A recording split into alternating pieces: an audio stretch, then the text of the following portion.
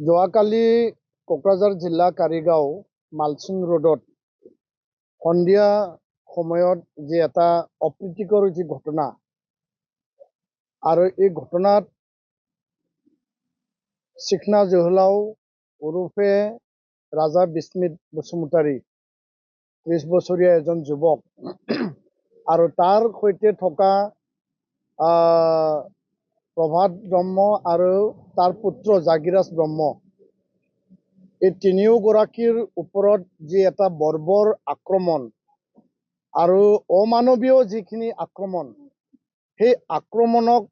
লৈ চিকনা জহলাও ওৰফে ৰাজা বিস্মিত থিতাতে মৃত্যু হয় আৰু তেখেতসকলৰ যি স্কৰপিঅ' বাহন আছিল সেইটো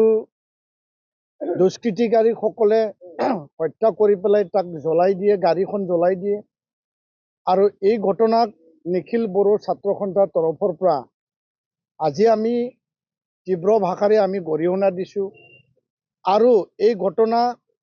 কি কাৰণত হ'ল, কিয় হ'ল, কেনেকৈ হ'ল, ক'ৰ পৰা এইটো সংঘটিত হ'ল, যিহেতু আমি জনাত এই তিনিওগৰাকী এই ছাইডত বিভিন্ন সময়ত তেওঁলোকৰ বিভিন্ন কামৰ কাৰণে গৈছিল আৰু এই স্থানীয় ৰাইজে তেওঁলোকক ভালকৈ চিনি পায়। তৎসত্ত্বেও আমাৰ যোনটো তথ্য সেই তথ্য অনুসৰি যে চোৰ বুলি তেওঁলোকক যি আক্ৰমণ কৰা হ'ল আৰু তেওঁলোকে কৈছিল যে আমি কোনো কাৰণত চোৰ নহয়, আমি এই স্থানত সঘনাই আমি অহা যোৱা কৰি থাকোঁ, তথাপিও তেওঁলোকক বৰ্বৰভাৱে অমানৱীয়ভাৱে চিকনা জহলাও ৰাজা বিস্মিতক হত্যা কৰে। এইটো কোনো কাৰণত গ্ৰহণযোগ্য নহয়, কোনো কাৰণত কোনো বিনা কাৰণ নোহোৱা স্বত্তেও, কোনো দুখ নোহোৱা স্বত্তেও আইন হাতত তুলি লৈ পেলাই কাকবা জন্তুৰ দৰে হত্যা কৰিব, সেই ঘটনাটো আমি নিন্দা কৰিছোঁ, গৰিহণা দিছোঁ।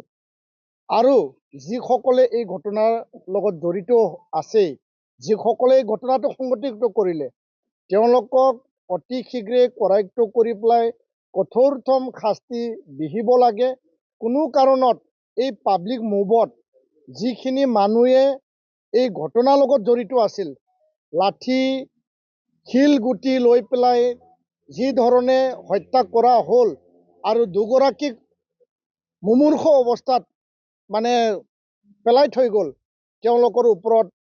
কঠোৰ পৰা কঠোৰতম ব্যৱস্থা হ'ব লাগে। অসম চৰকাৰক আমি দাবী জনাইছোঁ, মুখ্যমন্ত্ৰী ডাঙৰীয়াক আমি দাবী জনাইছোঁ, DGP ডাঙৰীয়াক আমি দাবী জনাইছোঁ, কোকৰাঝাৰ জিলা SSP ডাঙৰীয়া, DC ডাঙৰীয়াক আমি দাবী জনাইছোঁ যে প্ৰশাসন কঠোৰ হওক, প্ৰশাসন আইন শৃংখলা নিয়ন্ত্ৰণত আনক,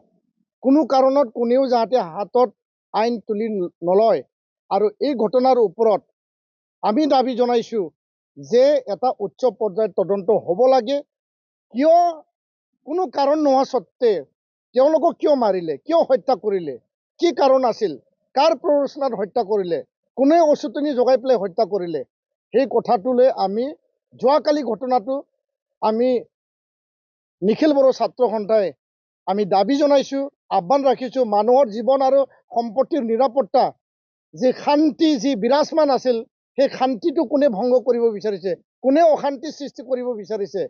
যোৱাকালি ঘটনাটো আমি সেইটো কৈছোঁ। আৰু এই ঘটনাটো লৈ পেলাই আজি ৰাতিপুৱা ভাগৰ পৰা এই হত্যাকাণ্ডৰ প্ৰতিবাদত এতিয়া মানুহ ওলাই আহিছে ৰাজপথলৈ, ৰাজপথ বন্ধ কৰিছে আৰু কিছু অপ্ৰীতিকৰ যিখিনি ঘটনা লণ্ড ভণ্ড কৰা, কিছু ৰাইজৰ যি এটা পাব্লিকৰ যি এটা চেণ্টিমেণ্ট আৱেগ, এই হত্যা কিয় হ'ল, কেনেকৈ হ'ল, এই আৱেগত কিছুমান যিবিলাক এতিয়া ঘটনা চলি আছে, সেই ঘটনাটো প্ৰশাসনে, চৰকাৰে, জিলা আয়ুক্ত আৰু আৰক্ষী আয়ুক্তই অতি শীঘ্ৰে নিয়ন্ত্ৰণত আনিব লাগে, ৰাইজৰ লগত আলোচনা কৰিব লাগে, ৰাইজৰ লগত আলাপ আলোচনা কৰি পেলাই নিয়ন্ত্ৰণত আনিব লাগে। আৰু আমি দাবী জনাইছোঁ যে দোষী শাস্তি পাবই লাগিব, দোষীক কৰায়ত্ব কৰিবই লাগিব আৰু দোষীক চৰম পৰ্যন্ত আইনৰ আওতাত শাস্তি বিহিব লাগিব। আৰু এই হত্যাকাণ্ড কিয় হ'ল, এই চিকনা জহলাওৰ হত্যাকাণ্ডৰ আমি ন্যায় বিচাৰিছোঁ, বা ৰাজা বিস্মিলৰ হত্যাকাণ্ড আমি ন্যায় বিচাৰিছোঁ। এই দুৰ্ভগীয়া পৰিয়ালটো, দুৰ্ভগীয়া এই ল'ৰাজনক আমি ন্যায় বিচাৰিছোঁ নিখিল বড়ো ছাত্ৰ সন্থাই। আৰু বৰ্তমান যি পৰিস্থিতি আমি শুনিবলৈ পাইছোঁ, যি পৰিৱেশ পৰিস্থিতি এতিয়া ঘটনা পৰিঘটনা যিবিলাক উত্তেজনা চলি আছে, নিয়ন্ত্ৰণৰ আনিবৰ কাৰণে প্ৰশাসন আৰু চৰকাৰে কাম কৰক। নিখিল বড়ো ছাত্ৰ সন্থাই আমি আহ্বান জনাইছোঁ যে আইনৰ গণ্ডিত হত্যাকাৰীয়ে শাস্তি পাব লাগিব, হত্যাকাৰীক ফাঁচি দিব লাগিব, আৰু আইন যাতে হাতত তুলি নলয় কোনেও, আইন যাতে ভংগ নহয়, ইয়াৰ কাৰণে সকলোকে শান্তি সম্প্ৰীতি বজাই ৰাখিবৰ কাৰণেও আমি আহ্বান জনাইছোঁ। আৰু যি সান্থাল জনগোষ্ঠীৰ কিছু দুষ্কৃতিকাৰীয়ে কৰা বুলি যি কথাটো এতিয়া তথ্যমতে আহিছে, আৰু ইয়াত যিগৰাকী যুৱকে তাত মৰিল তেওঁ বড়ো সম্প্ৰদায়ৰ যুৱক হয়। আৰু ইয়াৰ কাৰণে চাওতাল আৰু বড়োৰ মাজত এটা সংঘাত সৃষ্টি কৰিব বিচৰা এই পৰিৱেশটো আমি, কিয়নো সকলো সমাজত বেয়া মানুহ থাকে, সকলো সমাজত অঞ্চলত বেয়া মানুহ থাকে, বেয়া মানুহে যি ঘটনা কৰিছে বেয়া মানুহৰ ওপৰত একশ্যন লওক, কিন্তু জাতি আৰু জাতিৰ মাজত এই বিভেদ আৰু বিভাজন যাতে নহয় তাৰ কাৰণে আমি সান্থাল জনগোষ্ঠীৰ লোকসকলৰ লগতো আমি আলোচনা কৰিছোঁ যে বেয়া মানুহক আপোনালোকে ওলাই দিয়ক, আৰু কি কাৰণত হত্যা কৰা হ'ল, কিয় হত্যা কৰা হ'ল, ইয়াৰ কাৰণে উচিত বিচাৰ তদন্ত ন্যায় আমাক লাগে। আৰু এই পৰিৱেশটো যাতে সকলোৱে সংযম হৈ পেলাই শান্তি বৰ্তাই ৰাখিবৰ কাৰণে, সমন্বয় বৰ্তাই ৰাখিবৰ কাৰণে যাতে সকলোৱে মানে কাম কৰে তাৰ কাৰণে আমি আহ্বান জনাইছোঁ, আমি দাবী ৰাখিছোঁ।